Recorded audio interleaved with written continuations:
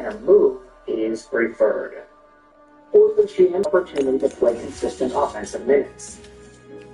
The Anaheim Ducks, Detroit Red Wings, and Winnipeg Jets are just three of the... Is the scoop out of David Barriona in the fourth period, Andrew Mangiapane, the Winnipeg Jets, the Detroit Red Wings, and the Anaheim Ducks. Now, when I think about Andrew Mangiapane, I don't think about the annoyingness factor that he had when he was a prime top 6, 7 games played. The guy had 7 goals and 4 assists for 11 total points at the Worlds. He was one of the most productive players at the tournament in general. Connor Brown was going out there and scoring a hell of a lot of goals. Connor Garland was going out there with some good point production as well. Let's mention Liam Kirk out of Great Britain. What a nice story that was. Jason Robertson got outscored technically by Andrew Mangiapane. So obviously, there's a lot to like out of this player. He's 29 years old, 5'10", 183, a winger center, left-handed, and a guy who is making $3.6 million until the end of 2028. He is listed on Elite Prospects as a speedster, a two-way forward, and a workhorse. And that's a pretty good way to describe how this guy plays the game. He is a roller. He drives down the wing and distance, but he drives the net, he drives hard, and that's why he had scored 35 goals in one season back in 2022. He had 55 points that year as well. He's been very consistent, 55, 40-point guy. Last year in Washington, he had 28 points, 14 goals, and 14 assists. But Washington, as we all remember from last year, they were really, really good. Lots of production from all the guys at the top of the lineup. This season, it hasn't really gone his way. 11 points in 40 games, a -17. The Oilers aren't really doing all too hot, and for Mangiapane, he's a guy who has been out of the lineup. He did get healthy scratched. So, obviously, when things go into that territory, you're going to see the player get frustrated, and you're going to see reports like this, that, hey, his first season in Edmonton is not going according to plan, and he does want to move.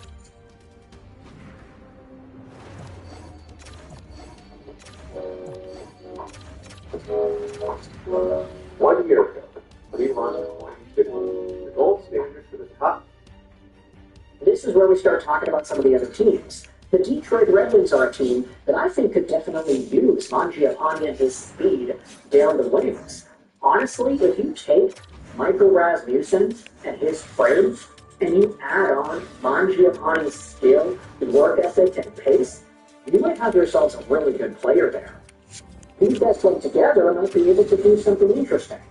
Not to mention the rest of the lineup. If you have a Mangiapane alongside of an Emmett City, for example, there can be a lot of pace and tenacity that is seen on that sort of a line. Having Mangiapane alongside of an Andrew Copp could bolster up the strength down the wings on his line, although who might say that when Copp is technically playing with DeBrincat and Kane at the moment. Meanwhile, some of the other suitors over here, the Winnipeg Jets are interesting because this is a team that is absolutely down in the dumps. You have Connor, Shifley, and Gabe Vilardi producing. And that's pretty much it. Nobody else is really pulling their weight, I would say. Mangiapane would add some extra speed and skill to this lineup, but then again, because they're so, I wonder if Mangiapane's presence would really give them the boost that they would want. If anything, I think Mangiapane going from healthy scratch over to consistent middle six player, obviously that's a welcome change. But if it's on a team like Winnipeg that still can't find ways to win regardless, I wonder if that's really going to be the best fit mentally for a guy like Andrew Mangiapane. And then you have the Anaheim Ducks, who are listed as another team that has checked in on them. Has been a pretty good player, consistent, I would say. Leo Carlson, of course, was good, amazing at the beginning of the year, but kind of fell off in terms of the top point scoring race. Then you still have McTavish, you still have Seneca, you still have Cutter Gauthier. The Anaheim-Philadelphia game yesterday was obviously a fun treat to watch. But adding Andrew Mangiapane's pace, tenacity, and work ethic to this lineup, I'd say it's a pretty good fit for what the league wants out of his hockey players. In fact, I could say the same thing about Stevie Y. Taking guys that play with pace and that are just dogs on the forecheck whilst having a little bit of skill. Andrew Mangiapane He's like a winner version of a best-case scenario Marco Casper this season. At least if you're looking at the Mangiapane that was able to score 30-something goals a few years ago. Maybe not necessarily this.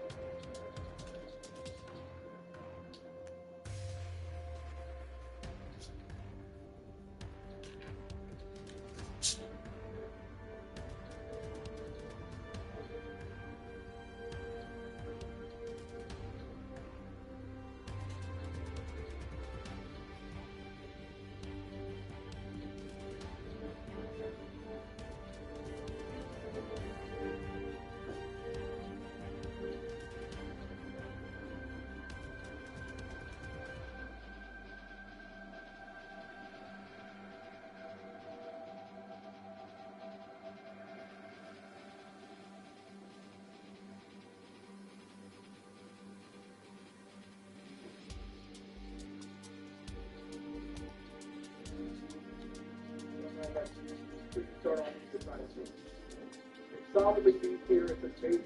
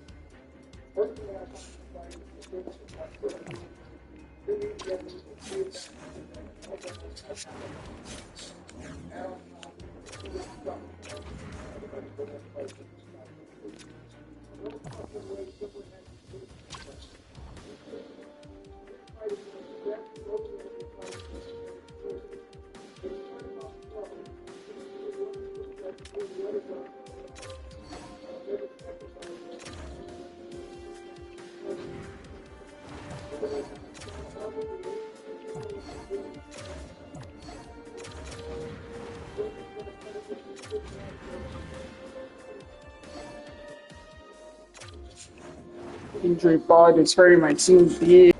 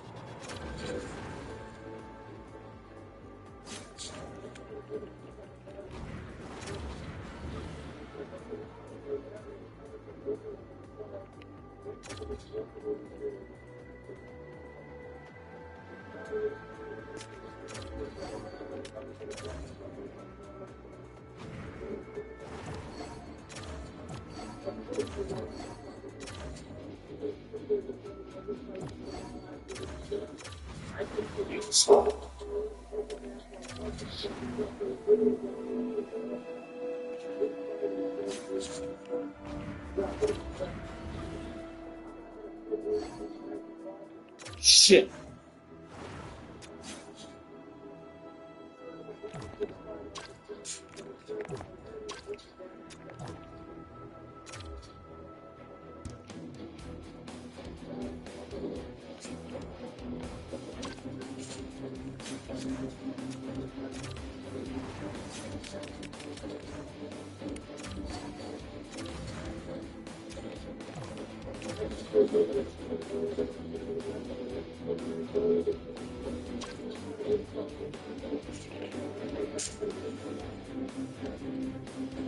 Alright guys, next up is one. This fight is great from the start. This is easily one of the best fights in the entire series. Probably the best fight in the game. Sadly, the ability of the entire world is just like what he wants to do is first to the design section on service what skill really to the plan. Make this fight feel perfection, heart, and fear for mind. Now wait a second, ain't no fucking way you got something to think about this fight again.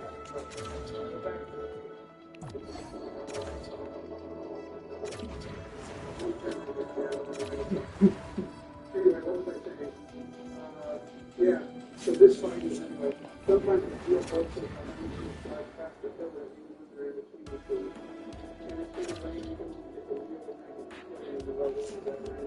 Don't care to ask. What the ratio of the company is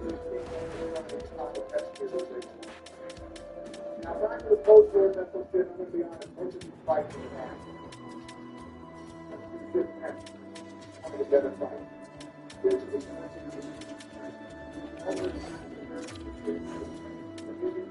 right here, the good fight, no way. What the fuck is wrong with you? Here's that two fucking attack. And this is going to be the real. There's one good of the match. This is a silly. You're like this, this is the fuck.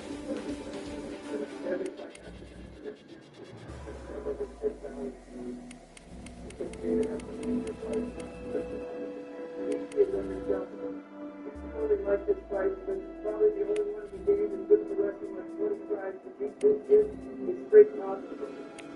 Okay, next up is 4 games. Gotta put this 15. Yeah, what the fuck is wrong with you? Here's the reason. Pull the shit back in there. So satisfied. Standard straight. First thing you play aggressive. First of all, the attacks are better than hell. They're not in depth perception of training and exhaustion after them running a stick. Secondly, the idea of the DPS range is successful to what these teams are about. Playing your own way to tackle the challenges.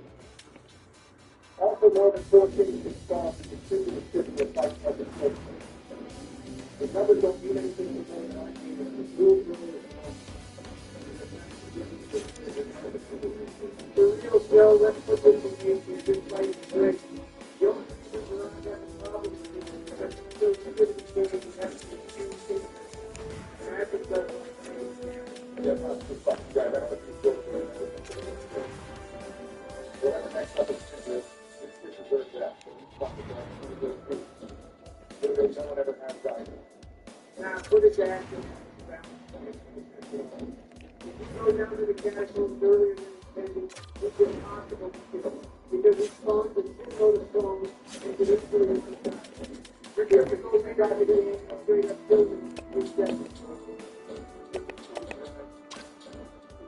First one. Shit, Rudy, okay. What about Schneider? Fuck, he gets a bit.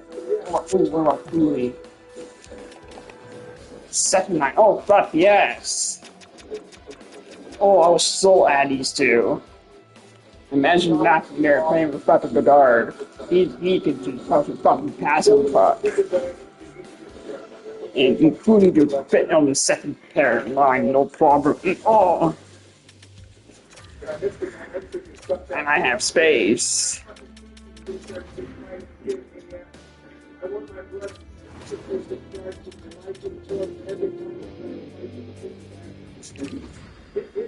You want the doozy. Okay, good. That's true.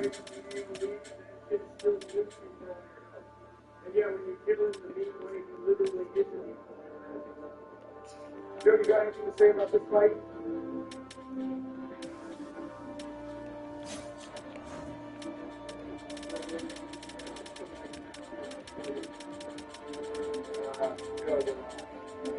Anyway, never mind. Next up, I'm just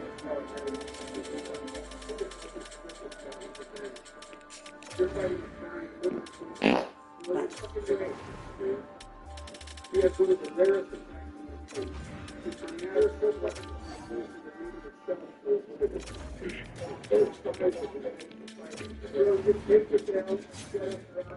Hurry up and put it in before the shootout after the story.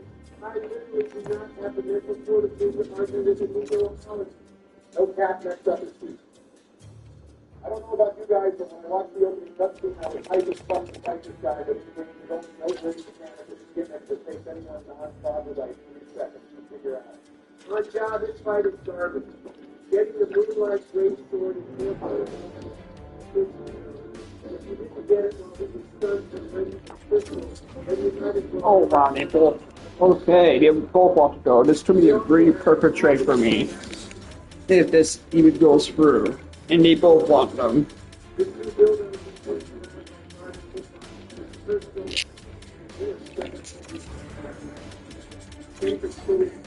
Ooh.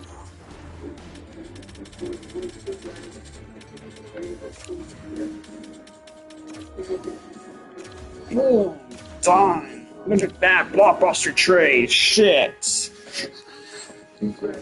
What? I can't believe I just made that trade.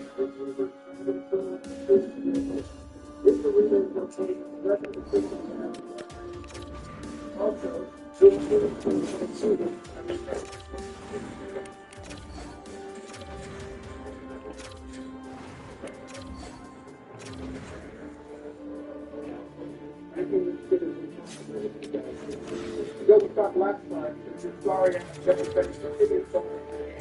You're literally going for like many of these guys.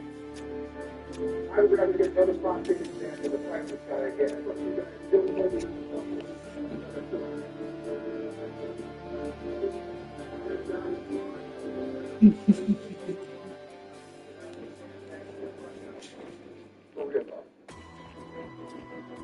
Most of the fights we have left are goated AAF bro. Banger after banger. The demons are. To be honest with you, I have just about no fucking clue why Miyazaki added these fights, and they're like literally identical to each other, dude. I think it's safe to slide both of these wannabe Wish knockoffs into D. Well, what's the matter, Barack? Little baby put a silent demon in B here, but put two objectively better fights in D? Did you pop too many Dannies before the call, or what? Barack's right to fucking point, Dexter. It's intellectually dishonest to hold these fights to the same standard as the first enemy you fight in the game. Oh, sorry, what's that? All I can hear is some fucking baby man sighing. What's the matter? Your daughter doesn't let you snip her hair. And our group is going to be engaged right here. Let's try to continue to that. Go ahead and knock them away. Finally, what a waste of fucking time. I swear to God, everyone in this call just talks to each other to make up shitty arguments to be debated. Trump, when you were screen sharing your first playthrough, you literally said they're less useful than food. Let's do Centipede Demon next. Oh, boy. Now this is a good ass fight. These games are truly at their peak when all you can see is a bunch of fucking garbage because of the shitty-ass camera coded in a 20-year-old instant person inside the box. Nothing gets me bricked up like fighting an enemy with long, stupid attacks that spits lava while being able to see about jacking the shit to butt. All right, we get it, Donnie. You're the presidential equivalent of Eric Carson and not the fucking podcast. Unfortunately, I'm going to have to agree this boss is one of the fights where you have to hit the super. Sometimes the lava does the one thing to it. Actually, that's nice. Yeah, we fucking get it, Joe. This fight is bad. Also, who the hell is Jason Lava? It's like 5 times brighter than anything else in this dark-ass game. That makes a god-awful noise. It's like the developers thought the shitty camera wasn't enough, and they really wanted to make sure you had to pull it out. Just put this shit in deep here. We all know it's ass. Hurry up. Okay, I get it. Next up in the line of straight bangers, we got Better Chaos. Oh fuck, he scores in his first game. This Yeah, that's funny. It's on the straight up hitbox door, just into the little glory hole. The only good thing about this kid is thinking about having to do it again. And I give the thing can always be worse. For real, Barack, this fight makes Dragon God and Yorm look like they belong in the fucking movie. VOC, on top of being complete unadulterated dog shit, also has one of the longest runbacks in the game and probably the series.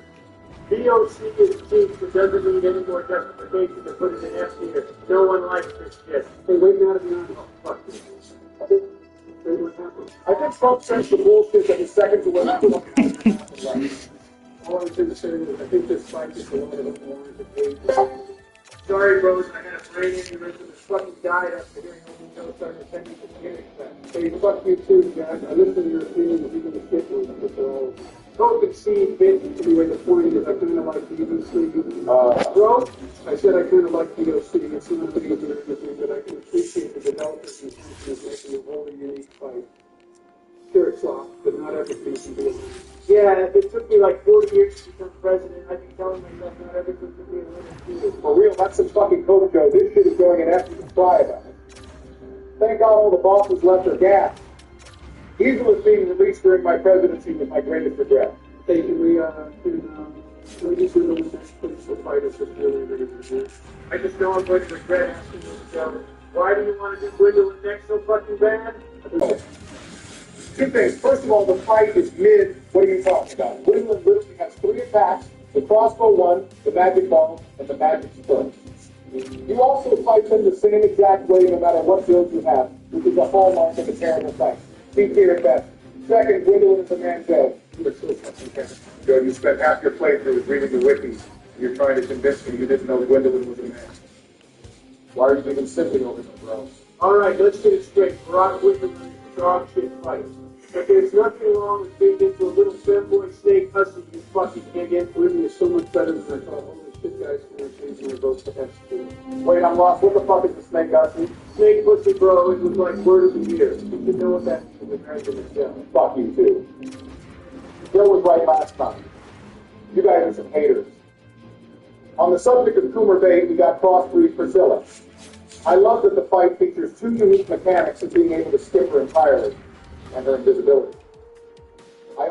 She's S-tier, I like her. Their opinion on God. Wow, what a cool mechanic not being able to see the boss. So exciting, so enjoyable, amazing. Heard like one streaming attack that you can easily dodge on accident half the time is peak from software, bro. And then there's her weapon. Have either of you bozos ever actually tried cutting that shit off? I swear it's impossible. See at best. Skill is Barack, you only like her because you see yourself in her. the fuck is But that? she summons the snow, she vanishes like you did every time you saw a serious guy. Fuck you, bro. You're literally like the only president who doesn't come in 30 years. Yeah, because Corn Pop over here stole it. So hot. Excuse me? Whatever, bro, we'll skip to this and put her in D. Time for the DLC. Let's go in order and start with Sanctuary Guardian. This is a fight. It has a really unique moveset compared to most of the enemies in DS1. It looks so unlike anything else in the game. It serves as a great beginning to the DLC. Making sure you understand that if you're not in the same order, it's going on. I think Joe finally took his meds. He's starting to spit again. Sanctuary Guardian compared to the rest of the DLC fights is kind of mid, but compared to the standards of the base game it's so bad. Here it's not even fun. You guys must be some fucking black belts in Catholic, and when you look up in the dictionary, there's a picture of this thing. His hitboxes are so bad it makes PS2 look polished. Also, I've seen like 30 of Body's videos, and I don't think this thing has any more at all. I'm pretty sure M&M in 2023 is more relevant than the Solo. See you death. Barack, you keep spitting that dumb shit, I'm going to regret being your VP. The hitboxes aren't even a problem. This fight is easy as hell. Seriously, Joe, this is the same guy's tripping balls. We're putting this guy into it. Fuck you guys. Next up is Artorias, and I think I speak for all of us when I say he's guilty. Easily one of the best fights in the game in the series at large. The atmosphere of this fight is second to none. Oh, here we fucking go again. Not this shit. Areola is this mythical Who the fuck is Areola? and reading about for the entire game. And the final gets the movie. even at his weakest, he's still a very difficult fight by the Eastern standards. And he's letting go. That's serious. No doubt, Joe, this fight is goated. Standard of quality and polish that all the other fights in the game should be compared. I must have walked into the fucking kindergarten classroom on accident. The only reason you think this fight is challenging is because you unbound your dodge button, rolled forward and to his left 3 times in a row, fucking auto win. There's about as much mechanical skill expression as winning around a super auto test.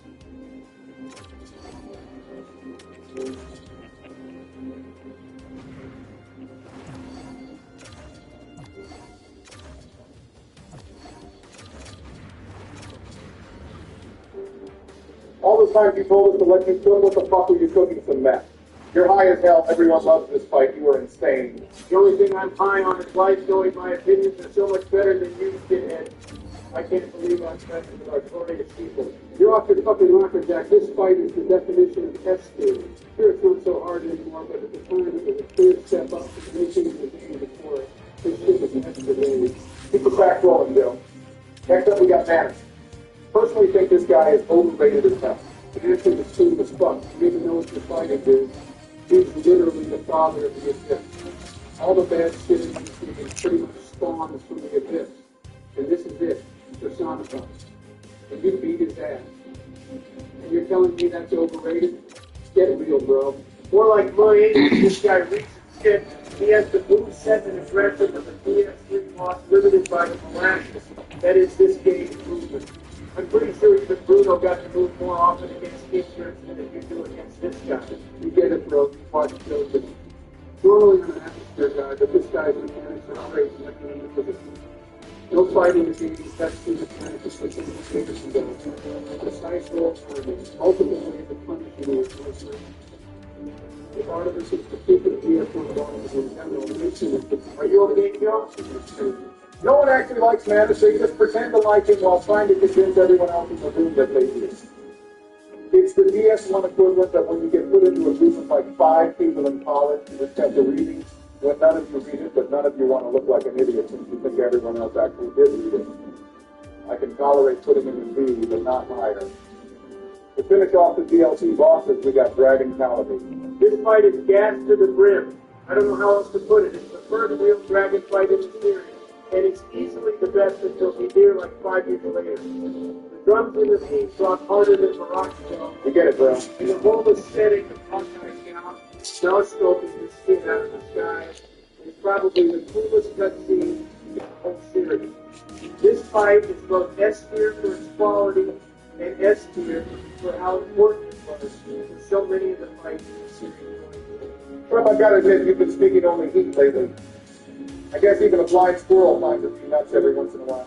That was unnecessary, bro. I fucking hate this fight. This shit is too hard. I know the last time.